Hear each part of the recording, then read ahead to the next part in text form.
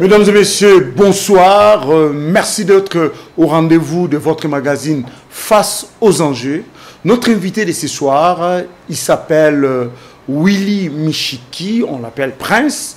Et c'est un ancien ministre et il est également président d'un parti politique qu'on appelle UNANA. Il aura à donner beaucoup plus de détails sur ses différentes casquettes parce que c'est quand même un vieux personnage dans la classe politique. Il n'est pas de la dernière pluie et il va devoir nous dire qui est-il exactement et qu'est-ce qu'il est en train de devenir sur la scène politique. Monsieur Willy Michiki, bonjour, bonsoir. Bonsoir. Voulez-vous dire à nos téléspectateurs comment peut-on vous identifier davantage à part quelques facettes de votre vie que j'ai épinglées ici? Oui, qui est Willy Michiki? Oui, Willy Michiki est un acteur politique bien sûr, mais je suis aussi chef coutumier à Walikale. Vous êtes un Mwami? Un Mwami, oui, je suis Mwami à Walikale. Et je suis membre de la conférence de présidents de l'AFDC Allié et je suis enseignant, planteur, agriculteur. Voilà. Vous êtes également prince du coltan, c'est comme ça qu'on vous a identifié jadis. Pourquoi prince du coltan? Oui, prince du coltan, puisque à l'époque, j'étais parmi le plus grand importateur du coltan à l'époque, lorsqu'il y a eu les booms, parce que c'est à Walikale que c'est parti, et les Japonais ont financé pour 5 millions de dollars un film qui a été intitulé Les Rois du coltan. Et c'est comme ça que j'étais l'acteur principal de ce film-là, qui a fait du buzz à travers le monde. On a fait presque 4 continents, juste pour tourner le film. Et c'est comme ça que les gens parfois m'appellent Prince du coltan. Donc ça veut dire que dans tout ce qui se passe à l'est de la République démocratique du Congo, nous savons que le nerf de la guerre, c'est le coltan. Vous avez quelque chose à dire, quelque chose à savoir. Oui, et peut-être vous êtes dans une certaine mesure l'un des responsables de ce qui se passe à l'est. Justement, vous allez comprendre, même c'est curieux. Les gens me demandent, mais pourquoi vous avez fait le coltan? Mais dans aucun rapport, si vous regardez par exemple les rapports mapping, vous ne trouverez pas les noms de Willy Michiki. Puisque moi, mon objectif était de faire bénéficier les communautés locales. Et lorsque nous avons fait les coltans à l'époque, vraiment on a senti dans les territoires où j'étais à Walikale, il y a eu beaucoup d'améliorations. Évidemment, bon, avec la politique au niveau du gouvernement central, les propositions que nous avions transmises à l'époque n'ont pas été prises en compte. Et il y a eu les différentes rébellions qui se sont suivies, à tel point que j'avais trouvé que l'affaire devenait très sale. Je me suis retiré de l'affaire. Je me suis intéressé maintenant à l'agriculture. Très bien, on va y revenir parce qu'il y aura un volet sécuritaire dans cette émission. Mais commençons d'abord par les enjeux politiques. Vous avez été ministre dans ce pays. Voulez-vous nous rappeler, vous avez géré quel ministère? J'ai été 8 fois remanié, donc j'ai quand même l'expérience du gouvernement. J'étais à l'agriculture, j'étais à l'environnement. Depuis quelle année comme ça? Oui, depuis les années 94. Depuis les années 94. Sous Mobutu? Sous Mobutu, oui. Depuis les années vous avez été ministre de Mobutu? J'étais ministre de Mobutu, j'étais ministre de Kabila. Le père? Oui, non, pas Kabila père, Kabila fils. Et je me suis dit maintenant, bon, il faut laisser la place à la jeunesse. Vous savez que pour moi, en tout cas, les postes ministériels ne m'intéressent plus. C'est pourquoi j'avais dit à mon autorité morale, le professeur sénateur Bahati, que je salue d'ailleurs, que je ne suis plus intéressé à rentrer au gouvernement. Je préfère aujourd'hui conseiller ceux qui sont là, d'autant plus qu'il n'y a pas qu'au gouvernement où on peut se retrouver. On peut faire d'autres choses plus importantes qui pourraient développer le pays sans pour autant être ministre, puisqu'il y a parfois des gens qui se battent toujours pour entrer au gouvernement, mais moi, ce n'est plus mon cas.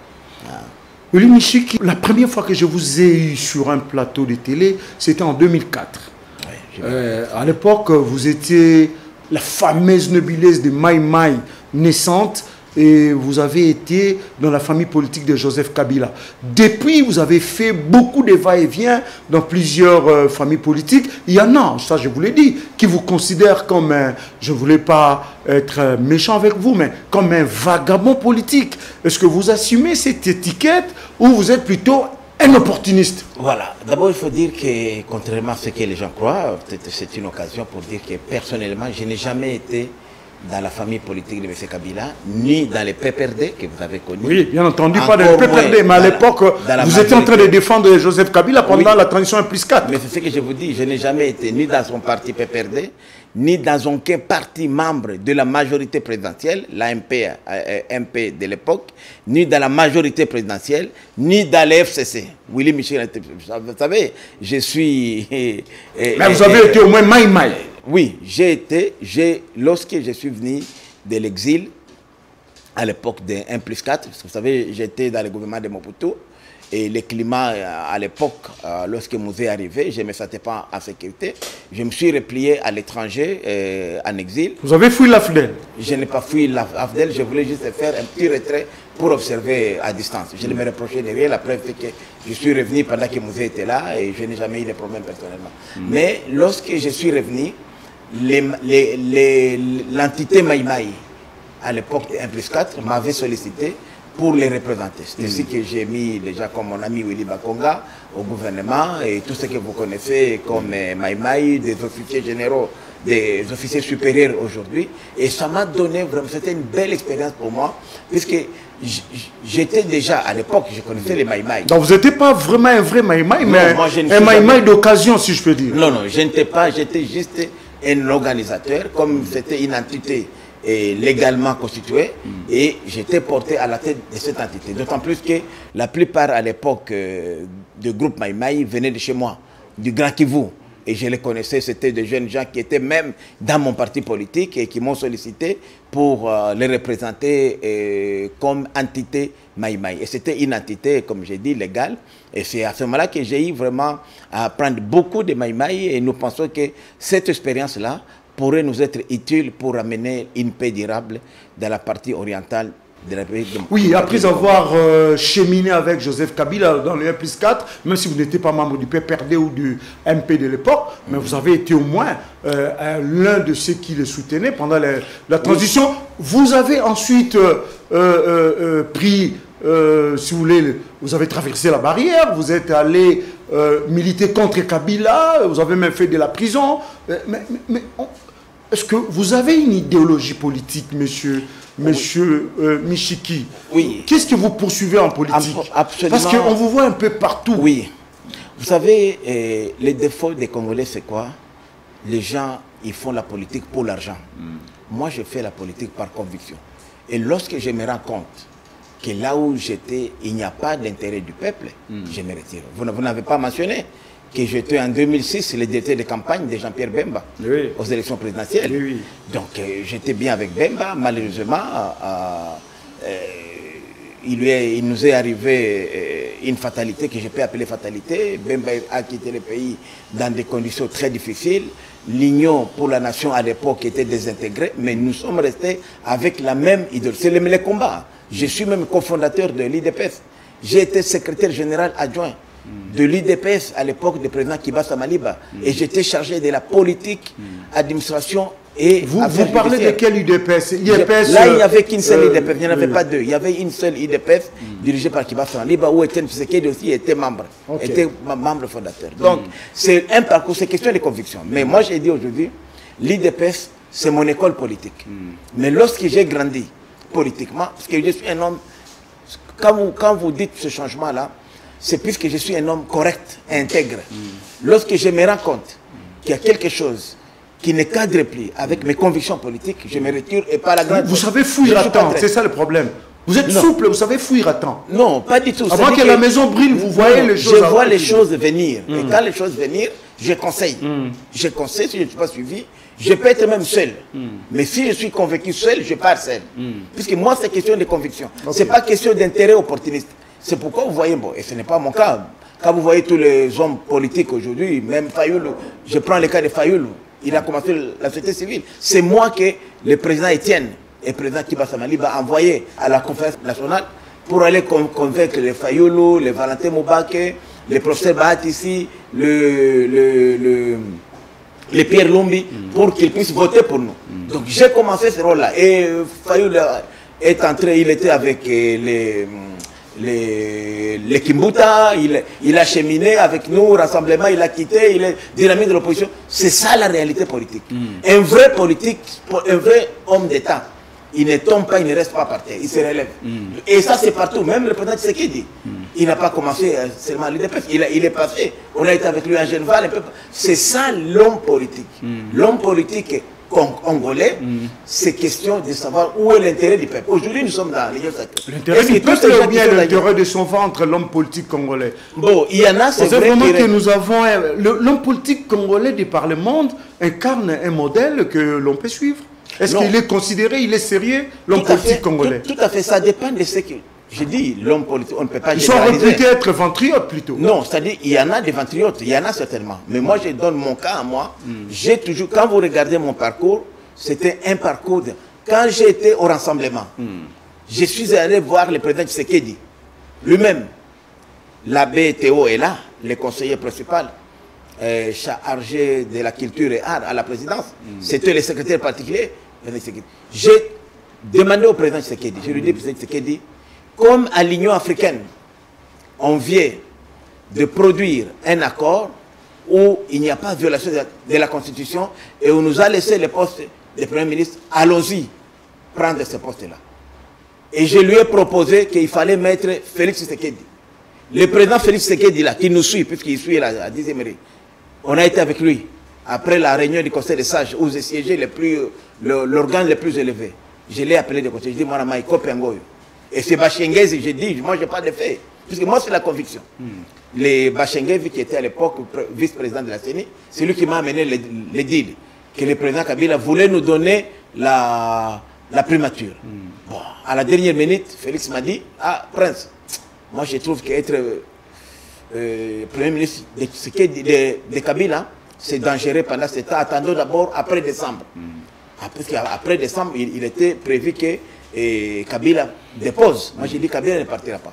Donc, je suis un homme correct, j'ai fait ça. Et quand les autres ont refusé, moi, j'ai écrit au président Tshisekedi, avec qui j'avais des relations de plus de 2 décennies et demie. Parce que quand j'étais à Goma... Jusqu'à même aller dire que je mets ma main à couper, je revenais vivant, couper ma main. Donc, vous étiez même en train de prédire et même de prophétiser sa mort. Non, je sais, ça c'est important. Vous savez, les défauts des Congolais, c'est quoi? Quand vous voulez cacher quelque chose aux Congolais, mettez-les par écrit. Même les Congolais, ils vous voient, ils regardent un film, mais ils regardent à tort et à travers. Allez aujourd'hui, vous êtes un journaliste d'investigation. Tapez Google, l'équipe nationale reçoit Prince Willy Michik. J'ai dit ceci exactement. Et j'ai dit, le président Tshisekedi ne rentrera pas au pays pour occuper le poste du président du Sénat. Parce que je connais l'homme. Vous savez, les gens, c'est pas, je ne suis pas Kassaye, je ne suis pas son fils, mais je peux dire que j'étais son fils idéologique. Je connaissais les réactions d'Étienne à moindre détail. Lorsque vous lui proposez quelque chose avec lequel il n'est pas d'accord, il rigole et il ne le fera pas. Quand je suis venu avec les deals de Félix, moi je lui ai dit, président, si vous laissez ce poste ici, au Pierre Lumbi, au Katumbi, j'ai cité des noms, j'ai dit la vérité. Abbé Théo est là.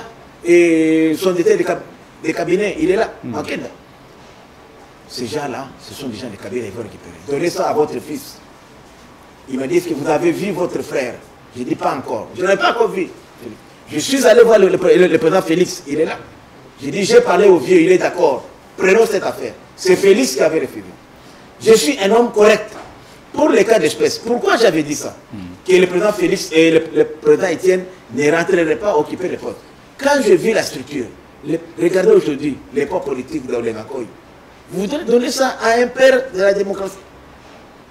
Le premier docteur des droits congolais, et moi connaissant l'homme, j'ai dit cet homme-là ne reviendra pas, parce qu'on lui avait confié le poste pendant qu'il était déjà parti. Pourquoi j'ai dit ça? Je me suis inspiré d'une expérience particulière. Lorsque nous sommes allés négocier l'accord de Guadeloupe, moi j'étais à Landé. On nous a amené, général Zimbi a arrangé tout ça, on nous a mis dans l'avion, on nous a amené à Guadeloupe. De Landé, dont Landé, c'est l'ANER. Oui, l'actuel ANER. C'était en face de la primature. On nous a amené, tout ça, mon bouton vous appelle. On allait négocier pour que l'IDPS soit un courant de pensée au sein du MPR. C'était ça. C'est connu, c'est de l'histoire. Voilà. Lorsqu'on est arrivé là-bas, dans les années 90, moi, j'habitais la Villa Lito. Puisqu'à l'époque, à Guadeloupe, il y avait les systèmes de villas. Villa Lito, Villa Baramoto, Villa Moleka, comme ça. Et moi et le président, c'est que nous étions dans la Villa Lito. Et chaque villa avait une Mercedes et tout complet. Vous étiez vraiment autonome. Et lorsque nous sommes allés à Kawele rencontrer le président, parce que lui il était à Kawele, les chauffeurs est venu nous chercher, on a été dans cette réunion-là. Ce qui a attiré mon attention, à la première réunion, le président Tshisekedi n'a rien dit, même pas un mot. Moi j'ai dit, mais c'est pas possible. Celui qui prenait plus la parole, c'était plus Ngaloula. Et un peu aussi, Prince Babo. Et Anakle Makana. Mais lui n'a même pas pris la parole. Moi j'ai dit, mais c'est pas possible. Quand on est rentré dans la voiture, je lui ai dit, mais Étienne, je l'appelais souvent Étienne, il aimait bien. Il m'appelait Willy, j'ai dit Étienne, mais pourquoi? Il m'a dit, Willy, Mobutu m'a comme il respire. Tout ce qu'il nous a dit là, c'est des magies. Je dis, mais il fallait le dire. Il me dit, non, moi je ne m'inscris pas. Alors que tout le monde était d'accord, que c'était une bonne chose, mais il a dit, moi, et quand il est rentré ici à Kinshasa, il a fait une déclaration. Et moi je connaissais déjà sa position, parce que moi j'étais encore étudiant.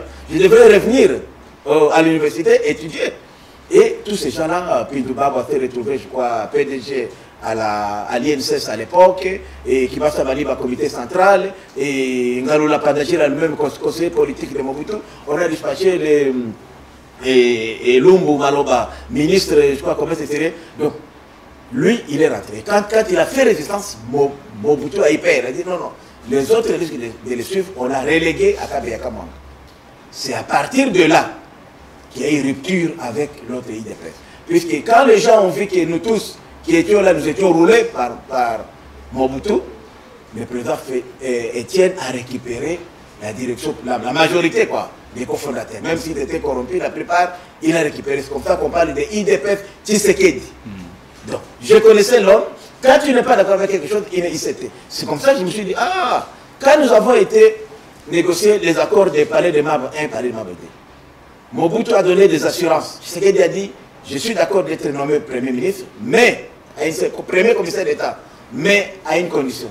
Il ne fallait pas que je puisse faire les serments d'allégeance à Mobutu. Et Mobutu a dit, oui, on va regarder ça. Et le jour qu'il était nommé, il arrive, il trouve la même formule. Il a barré, il a signé. Et le lendemain, on nous a foutu dehors. Il m'a dit, Willy, moi, c'est la parole. Ça, c'est Étienne Tshisekedi. Vous êtes d'accord avec nous?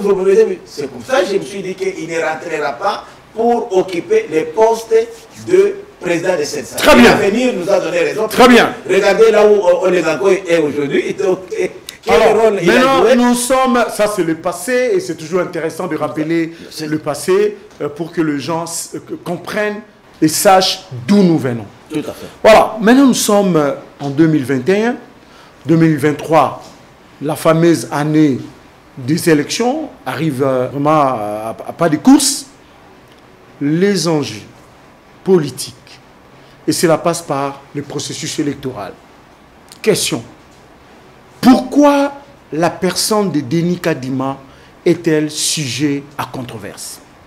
Parce qu'aujourd'hui, c'est lui le président de la CENI, mais nous avons vu tout un balai, je dirais même toute une bagarre et tout des accrochages verbaux et même physiques et tout autour de la nomination ou de la désignation de ce monsieur à la tête de la CENI. Pourquoi ce monsieur fait-il l'objet de débats, de problèmes et même de suspicions?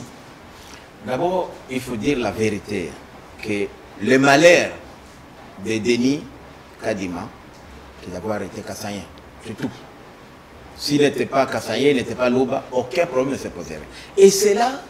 Mais c'est dangereux comme ça. Moi, sincèrement, en tant que nationaliste, patriote, ça me révolte. C'est vrai, ça me révolte. Puisque nous l'avons senti dès le départ.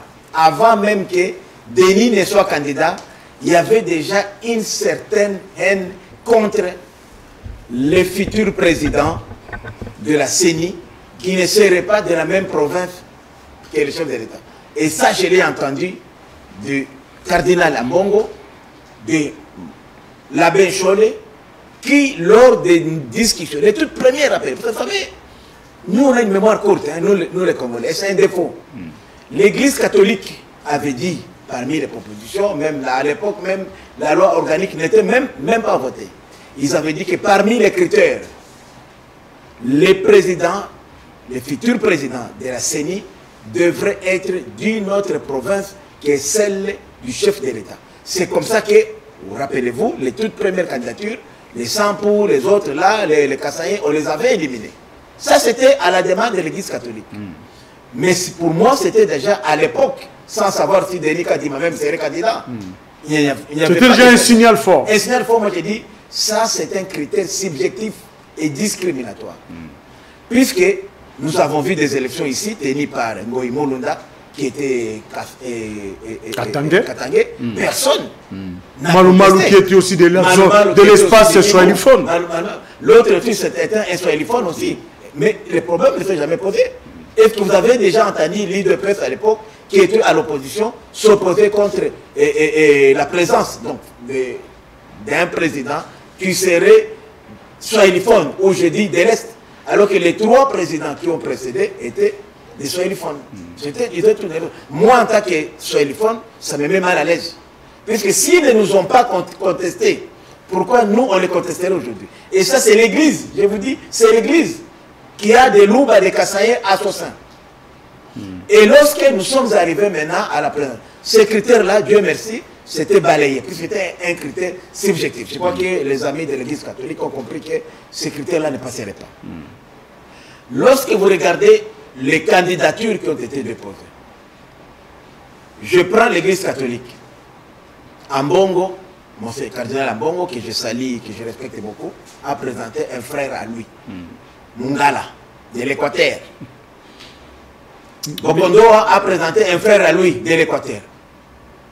Est-ce que quelqu'un a déjà protesté pour dire pourquoi vous présentez vos frères alors que l'Église est nationale et même internationale?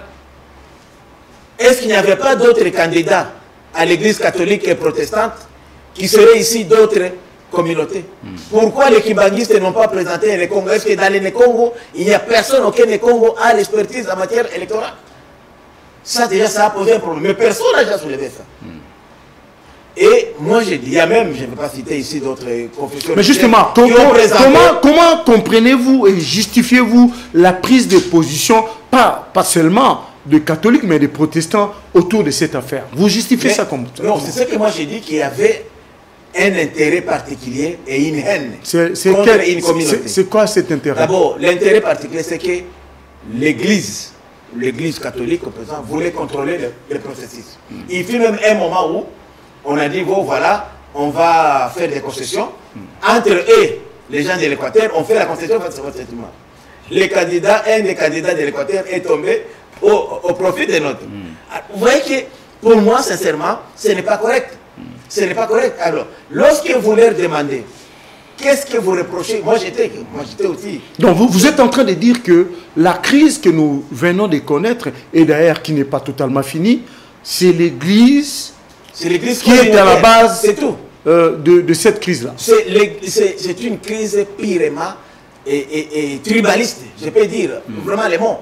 C'est puisqu'on ne voulait pas de tels, puisque lorsque vous allez sur le plan technique, l'expertise Denis Kadima Anna, plus que même tous ces candidats-là. Et lorsque nous regardons tous les présidents qui ont précédé, mais la Cinco n'est pas l'affaire de Bangala, encore moins les CC. Vous l'avez dit vous-même, il y a toutes les tribus sont déjà. Il y a des monseigneurs qui sont Louba, Soiliphone, et notamment aussi de l'Équateur.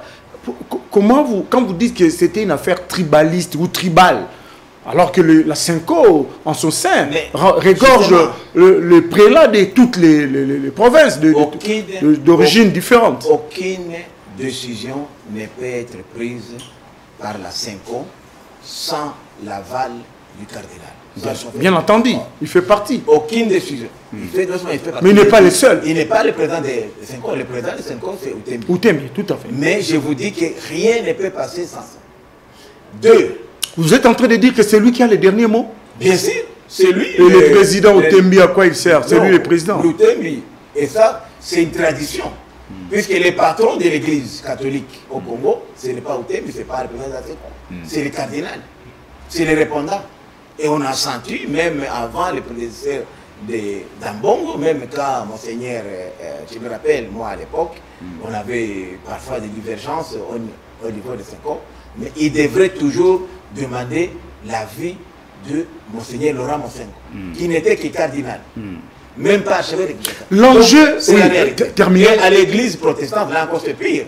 Là, c'est le président de l'ECC qui s'impose totalement. Ce qu'ils disent, c'est que les autres là, c'est comme des moutons qu'on a des panurges qu'on amène à l'abattoir. Personne ne va même dire, sinon, on te frappe de ces passions. Beaucoup d'abbés, d'évêques ont été suspendus. Il y a eu même un moment donné des conflits, alors que dans les diocèses ont une certaine indépendance. Et c'est pourquoi je voulais même en venir quelque part. Lorsque vous voyez même les conflits aujourd'hui, entre les fausses grèves, je peux dire, à l'enseignement.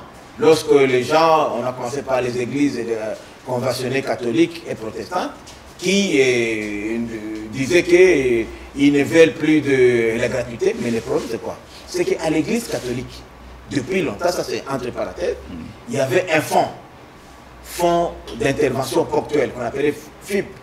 Dans ces fonds-là, c'était des dizaines de millions de dollars.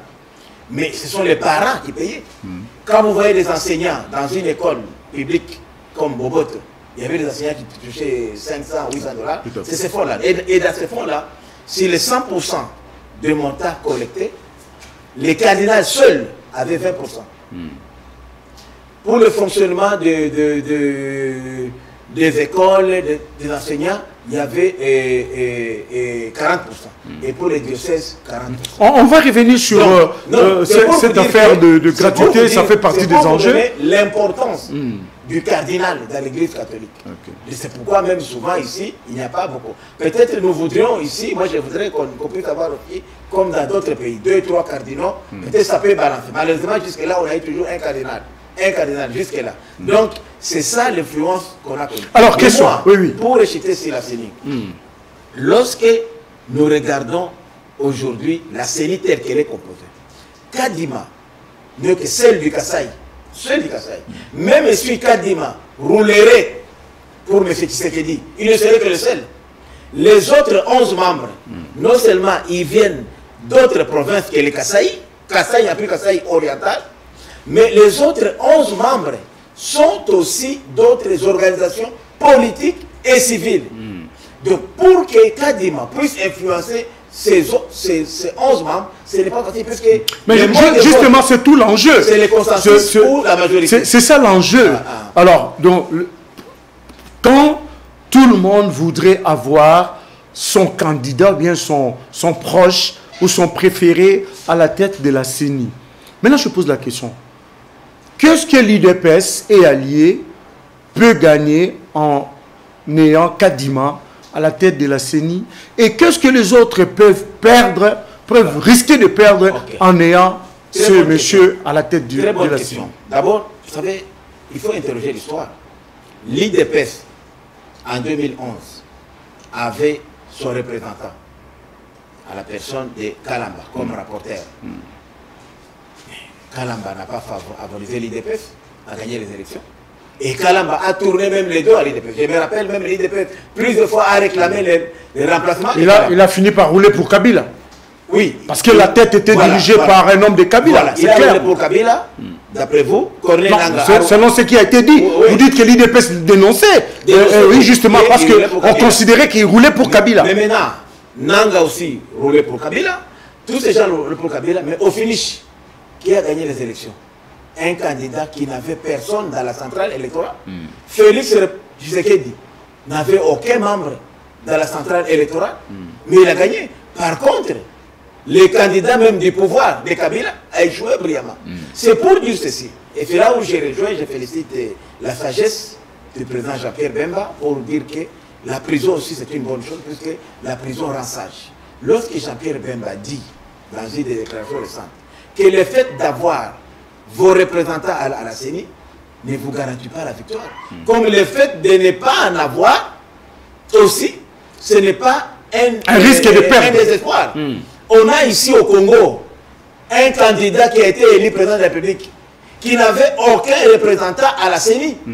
Et ce candidat est là. Tu sais qu'il dit Chilombo, Félix. Il a été élu, Chadari était là, et tant d'autres candidats. Mais c'est Michiki, dans le contexte actuel, autour de l'organisation de la CENI, tel que nous l'avons, et dans le processus électoral tel que ça doit continuer, quelles ont été les lignes rouges à ne pas franchir?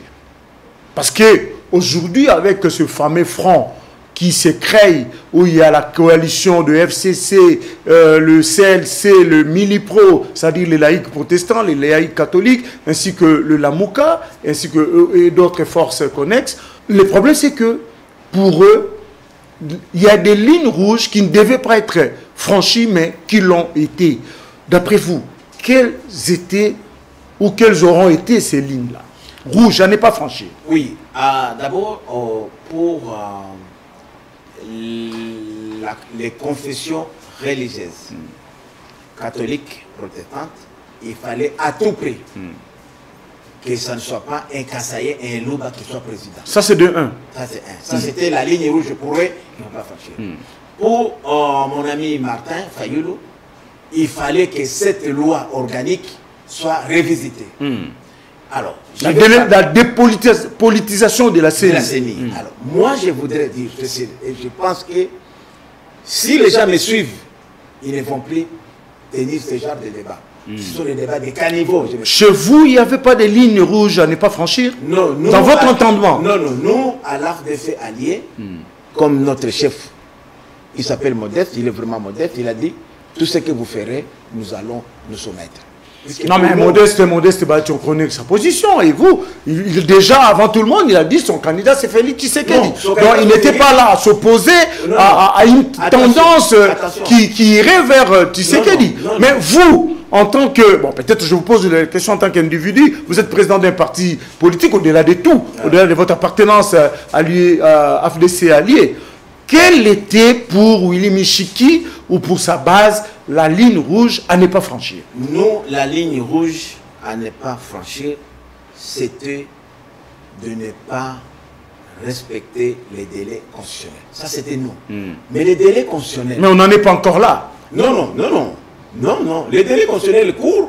Vous savez, les bureaux actuels, la centrale électorale, devrait être mise en place depuis 6 mois. Oui. Depuis 6 mois. C'est genre, on a enregistré déjà du retard. C'est ça, nous, qui était notre... Parce que nous, donc, votre ligne rouge a déjà été franchie? Non. Votre crainte a été déjà... Notre ligne rouge était déjà franchie par le fait qu'on n'avait pas respecté les délais. Puisque pour organiser de bonnes élections, d'après les experts, nous avons une centrale électorale au sein de notre parti politique, Union nationale des nationalistes, ainsi que INANA. Ils m'ont fait des études, ils me disent, président, pour avoir de bonnes élections, il nous faut au minimum 715 jours. Calendrier. Lorsque vous regardez aujourd'hui, nous sommes déjà au-delà. Donc, l'équipe actuelle... Nous sommes déjà en retard. Nous sommes en retard. Nous sommes au-delà de 715 jours. Donc, nous sommes en retard. L'équipe actuelle doit créer de l'ingéniosité pour voir comment on peut même compresser certains scrutins pour respecter ça. C'est pourquoi ce que nous attendons de l'équipe Kadima aujourd'hui, c'est la publication du calendrier électoral. Le calendrier électoral va rassurer les électeurs. Et je vous dis, puisque cette coalition-là, les fronts antipatriotiques... Ça promet encore les étincelles. Ça, c'est encore une étape décisive. On va se retrouver avec ces terrains. Parce que samedi, nous avons aussi une matinée politique à la place triomphale, organisée par nos alliés, les alliés de l'IDPS, et nous, attaquer Union Sacrée, nous viendrons en appui. Nous allons mobiliser. Nous, on ne fait pas des marches. Nous, on fait une matinée politique. Mais nous allons démontrer, on va regarder. Parce que c'est facile de faire une marche, puisque dans une ville comme Kinshasa, il y a quelques millions d'habitants, lorsque vous créez un petit embouteillage, il y a un attroupement et on croit que... Mais nous, on va faire un meeting politique qui va mobiliser. Nous attendons au moins 2 millions de Congolais. Seulement là-bas. Je vous invite d'ailleurs à attaquer une chaîne de télévision pour ça. Je voudrais dire ceci, que l'organisation des élections, c'est le temps. Et toutes ces manœuvres-là... C'est le premier facteur. Le premier facteur. Et toutes ces manœuvres-là que les amis de la Mouka, bon, je les appelais El Bandodo, je dois dire maintenant, je les appelle maintenant la Mouka nationale, parce que maintenant, Mongito vient de faire sortir ça de El Bandodo pour l'affaire nationale. Il a même implanté, il vient, l'envol Pelena vient d'être implanté presque partout chez moi à l'Est. Et je félicite le Premier ministre. Mais même la Mouka est dans les Kasaï, même chez vous à l'Est, la Mouka est là. Non, il n'était pas aussi implanté. C'était des individus, tout ça, comme ça, qui étaient appuyés par les rassemblements. D'ailleurs, c'est nous, comme certains élus. Maintenant, aujourd'hui, lui-même, Mouzito a fait la tournée là-bas. Et ça, je le félicite, donc ça devient maintenant national. De la Mouka. Alors, le problème de la Mouka, c'est quoi? C'est que c'était la paire. La même stratégie que les amis de la Mouka jouent aujourd'hui. Nous l'avons aussi joué. Nous aussi, quand je dois vous dire la vérité. Le président Félix est là. Vital Kamer, il est là. Moïse est là. Mbemba est là. Tu leur demandes. Notre stratégie, nous, c'était d'empêcher la tenue. Nous, à l'époque de la Mouka, nous avons envoyé, c'est pourquoi nous l'appelions soldats du peuple. C'était la question d'envoyer Fayoulou pour qu'on ne puisse pas organiser les élections. Il avait la mission de troubler. Mais les choses se sont précipitées et il est devenu un vrai candidat. Ce n'était pas vraiment notre raison. Il fallait prendre... C'était un candidat par défaut. Un candidat par défaut. Par défaut, qu'on a lancé pour perturber les choses. Mais les choses se sont précipitées et il est devenu un vrai candidat de la Mouka. Donc c'est la même stratégie que les amis font. C'est un monstre que vous avez créé, que vous n'avez plus maîtrisé par la suite. Bien sûr. Mais nous l'avons fait gagner les élections, malheureusement. Et Félix nous a battus. Mais il était notre candidat. Évidemment, nous avons perdu les élections au profit de Félix Tshisekedi. Mais la même stratégie qu'on a utilisée, c'est ce qu'elles sont en train de dire. Créer des stratagèmes pour que les élections ne puissent pas avoir lieu. Puisqu'ils ne sont pas outillés pour aller aux élections. Ça, c'était le cas de la Mouka. Alors, je vais quand même, puisqu'ils ont fait une coalition antipatriotique, je vais expliquer les intérêts.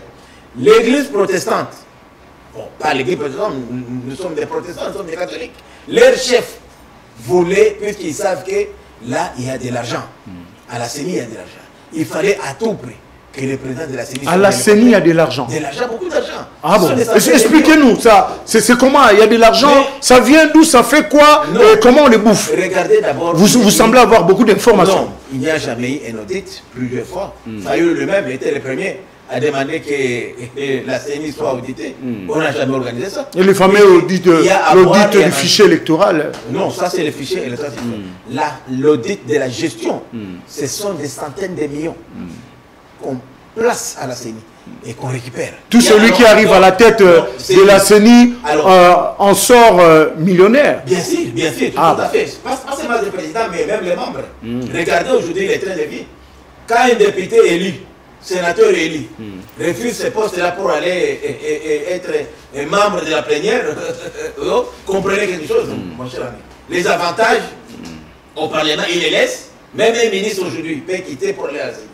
Puisqu'un membre de la CENI touche plus qu'un ministre de la République. Pourquoi? Puisqu'on a voulu le mettre au-dessus de toute sollicitation.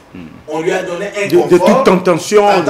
Tout ça, éventuellement, des tentations de corruption et consorts. C'est ça, en fait, ce qu'a voulu les stataires, et ce n'est pas mauvais. Mais maintenant, la confession religieuse, cette composante-là, chacune se battait pour qu'un de ces poulets soit là, puisqu'il y a des opérations de retour. Et on a vu... Ah bah, c'était pas pour servir, c'était plutôt pour l'argent. Non, c'est pour l'argent, c'est pour l'intérêt. C'est ça le vrai enjeu, c'est celui-là. C'est pourquoi, quand même il donnait des candidats, il donnait des gens qui pouvaient contrôler. L'Église catholique a donné son frère.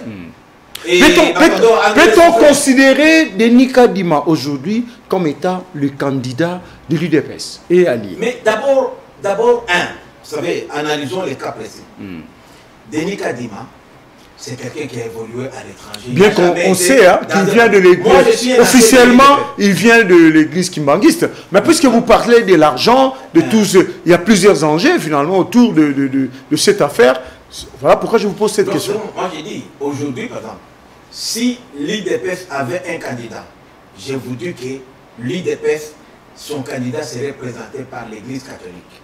puisque nous avons une histoire commune avec l'Église catholique, nous, l'IDPS, où on pouvait utiliser les églises de réveil. On aille vers des élections transparentes et apaisées, sans que un cas ou l'autre puisse déjà déclarer soit une victoire, soit un échec ou une défaite pour l'autre. D'abord, lorsque vous regardez aujourd'hui la loi organique, on a prévu la mission d'observation. Les élections ne sont pas seulement organisées par la CENI. La CENI, c'est la cellule organisatrice, mais il y a des partenaires. Et parmi les partenaires, il y a nous, les partis politiques. Bien sûr. Il y a la société civile. C'est pourquoi j'ai dit qu'il y a urgence que M. Kadima, Denis, puisse mettre en place les cadres de concertation. Puisque c'est dans ces cadres de concertation qu'on va dessiner l'autoroute. Nous allons nous surveiller, même nous, ne vous en faites pas. Nous sommes aujourd'hui, nous soutenons la candidature du chef de l'État, mais pas dans la tricherie. Nous, l'AFDC alliés, nous n'allons jamais accepter qu'il y ait tricherie. Entre nous, même dans l'Union sacrée, nous nous surveillons. Puisque nous aurons aussi des candidats députés, des candidats sénateurs. Donc ce n'est pas facile. Donc pour faire la tricherie, c'est presque difficile. C'est comme ça que vous avez vu. Et regardez, moi je vous donne un cas. Les MPR, c'est les PPRD d'aujourd'hui. Les PPRD a fait la tricherie. Mais vous avez vu comment ils ont été combattus. Vous avez vu des cas de contentieux de partis membres du FCC entre eux. C'est pour dire que ce n'est pas facile de faire la tricherie. Et ce sont ceux-là qui ont dénoncé qu'il y avait les ennemis, les autres. Oui, je vous ai posé une question claire. Les garanties, M. Michiki, pour avoir des élections transparentes et apaisées. Voilà. Vous pouvez les dire rapidement. Oui, les garanties aujourd'hui, c'est d'abord le fait que la CENI actuelle est composée par une expertise qui est avérée. De deux, il y a une disposition... Avérée mais contestée déjà. Oui, contestée, c'est normal. C'est une expression de... Mais c'est déjà le germe d'une des élections non apaisées. Attention, de tous ces 12 membres, il y a seulement un seul qui est contesté. C'est seulement Denis Kadima. Les autres 11, ils sont bons. C'est quand même la minorité. C'est quand même le président. Non, non, mais la tête de l'organe. Oui, mais le président, le vote est à majorité. Donc c'est la majorité qui vote. Donc même lui seul ne peut pas influencer la centrale électorale. Quand il faut prendre des décisions, c'est le consensus ou la majorité. Donc, alors, les amis des Fonds patriotiques qui vous demandent, c'est une idée qui a été lancée depuis un certain temps. Peut-être, certainement, ça va ressurgir. Table ronde électorale pour apaiser toutes ces divergences. Moi, je crois aujourd'hui, c'est déjà dépassé. Faire une table ronde électorale aujourd'hui, c'est faire marche arrière. Puisque aujourd'hui, maintenant, nous comptons. Les compteurs est déjà en marche. On ne s'arrête plus. Ce que je demande même à la CENI, c'est de ne pas se distraire. Du moment où la CENI a déjà été investie par la plus haute cour de la République, la Cour constitutionnelle, et c'est quoi? Il n'y a plus de débat. Normalement, les résolutions, les décisions, les arrêts de la Cour n'appellent pas de débat. C'est puisque les amis qui sont là, et puisque aussi Félix, il n'est pas dictateur, en principe, tout celui qui s'opposerait à la CENI devrait faire face à la justice. Vous avez parlé de l'expertise. Au numéro 1, pour vous, c'est le premier élément pour avoir la transparence et la paix. Deuxième élément, c'est que tous ces membres-là ne viennent pas de la même province. Donc, la géopolitique. La géopolitique. Donc tout le monde est représenté. Tout le monde. Il n'y a pas une province qui a plus d'un membre. Troisième, c'est qu'aujourd'hui, tous les membres qui sont là ont coupé leur cordon ombilical à leurs organisations politiques et sociales. Vous en êtes sûr? Bien sûr, puisque c'est la loi qui le dit, et même, je sais pas, vous avez suivi la prestation de serment? Bien sûr. Oui, c'est clair. Donc, ils ne peuvent même plus faire d'autres activités qui remettraient en cause leur qualité de membre de la centrale. Ce sont des innovations que le législateur a mis en place pour verrouiller la CENI. Donc, les gens, la CENI actuelle n'est pas celle de Nanga, n'est pas celle de Molunda, n'est pas celle de Femalouma. Alors, la crête des autres, la CENI actuelle, est-elle politisée ou non? Elle n'est pas politisée puisque lorsque moi d'abord, on me parle de la politisation de la CENI, je leur retourne la question, ils n'ont jamais répondu. Qu'on me cite une seule association, ASBL, qui n'est pas politisée. Parce que moi j'ai fait la politique. Nous avons été à Genval, les rassemblements, on a eu Azado, on a eu Akash, on a eu même Lucha représenté par mon neveu fait Lik Kolula. Donc, comme ils disent, les églises, moi je faisais des tracts pendant la clandestinité de l'IDPF, dans les églises catholiques, dans les églises protestantes. Moi, Willy Michiki, Cardinal Maloula, c'est lui qui nos enfants étudiaient là-bas gratuitement. Il a même pris un des nôtres, qui est encore en vie aujourd'hui, Omer Kamba, comme préfet, pour faciliter l'IDPF. On a fait la politique avec la SENCO, avec les Milapro, avec les CC. Tous sont politisés. Qu'on me dise que qui n'est pas politique dans cette affaire. Moi, j'ai les défis. Très bien. Personne ne m'a répondu. On va terminer avec les enjeux sécuritaires.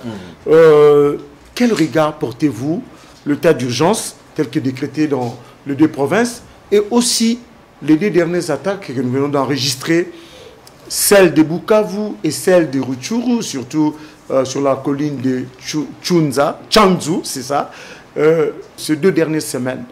Est-ce que vous, en tant que ressortissant du Grand Kivu, qu'est-ce que cela vous inspire et quel regard portez-vous sur toute cette situation qui a fait plus de 2 décennies et qui persiste? Bon, d'abord, je dois dire que je suis un acteur politique de premier rang dans ce pays pendant presque 4 décennies. Et depuis 2 décennies et demie, presque 3 décennies, je travaille sur les problèmes sécuritaires. Je suis un des experts de la question de la région des Grands Lacs. Okay. Malheureusement, chez nous, à l'Union sacrée, lorsque vous n'êtes pas en fonction, on ne sait pas capitaliser. Alors que tout ce qui se passe aujourd'hui, nous l'avons déjà vécu, il n'y a pas de nouveau. Aujourd'hui, le vrai problème, c'est quoi? Vous savez, je me rappelle bien de la phrase de mon ami Peter Kazadi, que je salue en passant, l'ivresse du lait. Et je l'ai appelé une fois, je dis, mais Peter, tu te rappelles de l'ivresse du lait? Toi aussi, maintenant, aujourd'hui, tu es enivré du lait. Quand on est au pouvoir, on oublie d'où on vient. Et ça, moi, ça me rend malade, ça m'énerve. Nous avons aujourd'hui des gens qui sont en exil. Vous savez, quand vous voulez, votre ennemi, c'est mieux de l'avoir. Toi, tu crois tous ces gens, les John Numbi, les Kalev, les Kikaya Karoubi, tous ces gens de M23, les CNDP, qui sont à l'étranger. Moi, j'ai fait l'exil. À l'exil, on ne dort pas, on a la main libre. Ces gens-là travaillent contre la République. Tous ces petits groupes armés, c'est eux qui les utilisent. Même les ADF, je vous dis, il n'y a pas d'ADF étrangers, non. Ils recrutent des Jordaniens, de ceci, mais ce sont des Congolais. On doit les ramener au pays. En quoi faisant? Puisque, d'abord, vous là-bas à l'Est, comprenez mon langage, vous avez organisé, il y a eu des conférences de Goma, il y a eu des rencontres de chefs coutumiers. Vous êtes chef coutumier. Comment, qu'est-ce qui fait que cette insécurité persiste et continue à perdurer alors qu'il y a des chefs coutumiers, il y a des politiques. L'autre fois, le président de l'Assemblée nationale disait aux députés, sortez des groupes armés.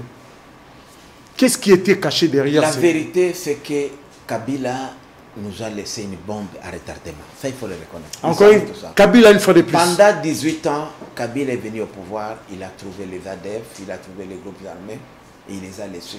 Ah, c'est pas lui qui les a fabriqués. Bon, il y en a, bien, évidemment, qui ont été fabriqués peut-être indirectement, pas par lui, mais par ces hommes, puisque cette affaire des groupes armés, c'est du business.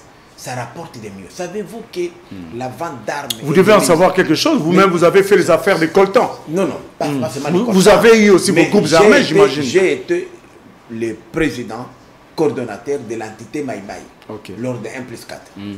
Quand je parle, j'en connais quelque chose. Bien sûr. Cette affaire de vente... Vous faites partie du problème. Justement, moi j'ai dit, mais nous faisons partie aussi des solutions. Nous avons la solution. C'est pas facile, hein? Nous avons la solution, mais il faut qu'on soit écouté. Je vous dis, la vente d'armes et de munitions, je ne cesse de le dire depuis presque une décennie, ça rapporte des millions. Les kidnappings, les rançons chez nous, ça rapporte. Vous savez que j'ai fait des études. Dans les grandes affaires que vous avez fait à l'Est là-bas, c'est le coltan, le vente d'armes et quoi encore? Le vente des êtres humains aussi? Je n'ai pas vendu les armes. Moi, j'ai dit, non, quand je dis vous, c'est pas vous, l'individu Michiki. J'ai dit les groupes armés. C'est une nébuleuse, tout ça. Il n'y a aucun groupe armé congolais qui est approvisionné en armes et munitions à l'extérieur. Ce sont les munitions des FARDC et de la police. Qui sont vendues. Et là, qui sont vendues. Il y a, comme vous voyez ici, des officiers supérieurs, des officiers qui ont des immeubles. On n'a jamais posé la question. Il faut commencer par faire une épuration. Il faut commencer par faire une épuration au niveau de l'armée. de l'armée, vous regardez... Et de la police, bien entendu. Un lieutenant touche combien? Comment vous, un lieutenant, vous avez un immeuble qui coûte 2 millions de dollars? On ne se pose pas la question. Il y en a. Les comptables publics, chez nous, quand on était enfant, tous les comptables étaient des millionnaires. Et jusqu'aujourd'hui, c'est ça le problème. Et quand vous regardez aujourd'hui, le budget le plus important, vous allez aux finances, au budget, c'est l'armée. Mais il n'y a pas de résultats sur le terrain. C'est la mafia, c'est là-bas la mafia. Et moi, j'ai dit ceci. Ajoutez à ça les kidnappings, les rançons. Il y a des familles qui ont vendu, même nous, chez nous, dans ma famille, on a vendu des maisons, des parcelles, des plantations, pour libérer les nôtres. Puisque la vie n'a pas de prix. Et c'est ça qui dérange aujourd'hui. L'état de siège dérange. Quand vous voyez déjà aujourd'hui s'agiter, ils veulent à tout prix bloquer les éventuelles prorogations.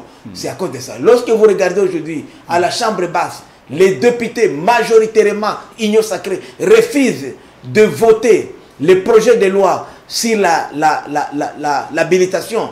C'est ça, c'est question d'argent. Donc vous êtes en train de dire sur ce plateau ce soir que nos pays voisins n'ont rien à voir avec l'insécurité à l'Est. C'est plutôt un problème congolo-congolais. Un problème congolo. Moi, je vous dis, je fréquente les pays voisins, je ne me vante même pas, ceux qui me connaissent. Il semble que vous avez été conseiller de général Kagame à l'époque, dans les affaires des coltans. Ou son commissionnaire, mon ex-épouse était chef de mission britannique au Rwanda. Pendant 4 ans, nous avons été là. C'est vrai, je ne dis pas, j'ai fréquenté Kagame, j'ai fréquenté... Vous avez vendu du coltan aussi pour lui. Non, mais moi je dis, c'est ce que les Congolais doivent comprendre, surtout les Kinois en particulier. Vendre le coltan, l'or au Rwanda, pourquoi je vendrais mon coltan, mon or, aux Chinois, qui sont à plus de 2000 km, aux Américains, aux Belges, aux Français, alors qu'il y a un voisin qui achète au même prix. Moi d'abord, quand on l'achète au Rwanda... Mais quand le voisin achète chez nous, il déclare là-bas comme étant son produit d'origine, alors que la RDC n'apparaît nulle part dans les registres officiels. Prenons le cas, l'Afrique du Sud, bon, prenons même la Chine. Quand la Chine achète notre coltan, la Chine l'exporte aux États-Unis. Ils vont dire que c'est le coltan congolais? Non. Ça vient de la Chine. C'est ça la réalité. Le problème, c'est quoi? Nous devons cesser, nous, Congolais, à nous plaindre. Nous devons transformer nos minéraux ici. Les matières premières doivent être... Parce que ça rapporte... Vous savez, dans un coltan, quand on parle de coltan, c'est Colombo. Mais vous avez fait des décennies là-bas dans ces business. Vous avez implanté combien d'usines de transformation là-bas? Vous avez initié combien? Vous avez appelé quel investisseur? C'est ce que je vous explique. C'est-à-dire que j'ai fini par laisser. Pourquoi? Puisque la production, l'exploitation artisanale ne rapporte pas beaucoup. L'État il faut industrialiser. Il faut industrialiser. Et quand vous demandez à l'État de vous appuyer, l'État n'est pas concerné par cette affaire. Et alors, le président de la République vient de signer un accord avec le Rwanda, c'était officiel, pour qu'il y ait une exploitation dans le cadre officiel et industriel. C'est le meilleur accord. Moi, je vous dis, lorsqu'on me dit ici, les Rwandais volent les coltans. C'est la voie de sortie pour la paix à l'Est, j'imagine. Oui, ça n'a rien même avec la paix. Mais lorsqu'il y a un intérêt commun, c'est une sécurité. Puisque le Rwanda ne voudra pas que la RDC soit déstabilisée, puisque c'est une source de production de minéraux pour lui. Et je vous dis aujourd'hui, lorsque moi on me dit Willy Michik, moi je suis chef coutumier, acteur notable, je ne suis pas un vagabond politique, je suis un grand avec un grand G notable du Nord Kivu. Oui. Lorsqu'on me parle que les Rwandais pillent, l'Ouganda pille, ils pillent où? Allez chez nous. Moi, le coltan, l'or, ça vient d'abord de chez moi à Walikale. Il n'y a aucun Rwandais. Je dis aucun Rwandais chez moi. C'est nous, Congolais, qui amenons les minéraux là-bas.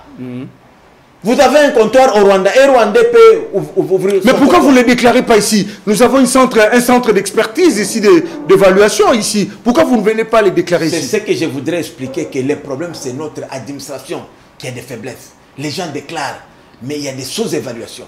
C'est ça le problème. Pour exporter, c'est pas... Je vous dis, il n'y a pas de gens qui prennent des coltans à tête, qui les amènent là-bas. Ce sont des cas rares, qui ne représentent même pas 1%. Les gens viennent ici, ils achètent chez nous. Mais au lieu de... Puisque l'État doit récupérer son dû, nous avons fait la traçabilité des minéraux. À partir de Walikale et là en bourse. Le puits, c'est étiqueté. Il n'y a plus de minerais de ça au Congo. Ça, okay. Ça, on ne comprend pas. Mais le problème, c'est quoi? Les taxes de l'État ne sont pas payées. Nous devrions gagner lorsqu'on paye les droits de l'État à l'exportation. C'est ce qui ne fait pas. Donc, le problème n'est pas au niveau des pauvres populations des groupes armés. Évidemment, moi, je donne le cas des groupes armés. Moi, j'aime bien parler de chez moi, Walikale. Walikale fait 24 500 km², comme les Rwandais. 80% de Walikale, il n'y a même pas de militaires, même pas de policiers. Il n'y a même pas d'administration. Il n'y a rien. Il n'y a rien. L'administration est concentrée au chef-lieu. Ça, c'est no man's land. N'importe quel groupe armé peut aller là-bas, c'est posé. Ce n'est pas notre faute. C'est pourquoi j'ai toujours été... Et vous avez travaillé avec combien de groupes armés là-bas, vous? Non, là, on ne travaille pas avec les groupes armés. Évidemment. Il faut sécuriser quand même les carrés miniers. C'était pendant l'époque de la rébellion. Ok. C'était pendant l'époque de la rébellion. Donc, l'État était défaillant, séparé de l'Est du pays. Mais ce que moi je demande à l'État, c'est le rétablissement de l'autorité de l'État. Okay. Et moi, tout ça, c'est quoi? Pourquoi? Parce que moi, ça me met mal à l'aise. Lorsque même on parle d'élections aujourd'hui. J'ai vu mon ami Martin, j'ai vu le Premier ministre Honoré Muzito. Tous, c'est comme les cabinistes, Adolphe Muzito, tous, ils parlent de quoi? Élection d'abord présidentielle. Non! Organisons d'abord les élections qui n'ont jamais eu lieu depuis 38 ans. La petite territoriale. Locale et municipale. Oui, la petite territoriale. L'absence de ces élus-là, c'est à la cause de tout ce qui est considéré comme insécurité. Okay. Ceux qui sont là n'ont jamais été élus. Ce sont des cousins, des beaux-frères qu'on nomme, qui n'ont aucun compte à rendre. Monsieur Michiki, nous allons terminer ces magazines. Malheureusement. Le temps... On n'a même pas parlé du social. Oui, justement, je voulais juste vous poser une question rapidement sur l'actualité concernant les chansons qui ont été suspendues. Et finalement, juste comme ça pour terminer, Nine Tossalité et puis Lettre à Chichi. Quel regard vous avez porté sur les décisions, la levée des décisions et l'œuvre en elle-même, ou les œuvres en elles-mêmes? Oui, moi je crois d'abord les œuvres, je les ai suivies moi-même. Rapidement, en 2 minutes. Hein. Je n'ai rien trouvé de mal, puisque c'est le vécu quotidien des Congolais. Mais quand même, nous avons des lois qui régissent le pays. Lorsqu'il faut diffuser une chanson, il faut absolument la soumettre à la commission de censure. Donc ça n'a pas été fait. Et là, je donne raison à la commission de censure. Puisque, évidemment, je connais beaucoup de chansons. Dans mon village, les gens font des chansons, les filles. La commission est dépassée. Mais ça, moi, ce que je désapprouve, c'est le fait que la commission de censure a regardé ces œuvres-là d'un œil politique. Et ce n'est pas son rôle. La commission de censure est une commission purement technique. Et le droit d'expression est garanti par notre constitution. Je voudrais citer par les sociales. Les gens se plaignent. Ah, il n'y a pas de social. Surtout nous qui sommes au pouvoir. Je vais illustrer ça par le cas de la CNSS, mon cher. Vous savez qu'aujourd'hui... L'ancien INSS. L'ancien INSS. Vous savez qu'aujourd'hui, les entreprises de l'État, c'est l'État congolais, doivent à la CNSS 544 milliards de dollars. En 2015, ça c'est arrêté. Aujourd'hui, ils sont au-delà de 600 milliards de dollars. Or, nous voulons une vie heureuse après le travail. Quand les retraités demain ne sont pas pris en charge, on dit, ah, c'est ce que dit, c'est l'union sacrée. C'est pourquoi nous demandons que l'État doit prêcher. Puisque cet argent-là, les cotisations sociales est une obligation légale. On coupe l'argent. Vous êtes ici, vous travaillez ici. On vous retranche, mais on ne verse pas. C'est pourquoi je pense que le chef de l'État devrait nous aider aussi. À ça, même les anciens gestionnaires. L'IGF est là. L'IGF devrait regarder des gestionnaires de ces entreprises. On commence parce que le privé, c'est un peu compliqué. L'État d'abord. L'État a prélevé les cotisations, mais il ne les a pas. Il semble même que certaines entreprises privées en appellent à l'IGF. Oui, bien sûr. Puisque c'est la réalité. Puisque aujourd'hui, par exemple, la CNSS est actionnaire dans Congo Airways. Elle peut aussi être actionnaire dans beaucoup si elle récupérer tout cet argent-là. C'est plus de 300 millions de dollars. Donc nous devons aider les comités de gestion actuels à changer les choses pour que les Congolais se retrouvent et que les conditions sociales soient améliorées. Donc chacun a sa part de responsabilité. Il n'y a pas que le chef de l'État, chacun d'entre nous doit prêcher le civisme, à payer les impôts, mais surtout aux employeurs d'orienter ce qu'ils prélèvent comme cotisation sociale, acquis des droits pour garantir au moins le lendemain une vie heureuse la fin de vie heureuse à leurs employés. Ça, c'est le prince Willy Michiki en train de prêcher le civisme fiscal. Tout à fait. Je pense que la coordination du changement, pour les changements de mentalité vous a suivi. Et je dois dire que le problème des Congolais, c'est d'abord le changement de mentalité. Très bien. On peut tout faire, si la mentalité ne change pas, il n'y aura rien. Voilà, c'est avec ces propos patriotiques, interpellateurs de Willy Michiki que nous allons mettre un terme à ce magazine. Mesdames et messieurs, merci de nous avoir suivis. Merci à l'équipe technique dirigée par Fiston Panzou, Amoureux Sandemia, ainsi que la régie finale qui a été tenue par Jimmy Dianda. Au revoir et à la prochaine.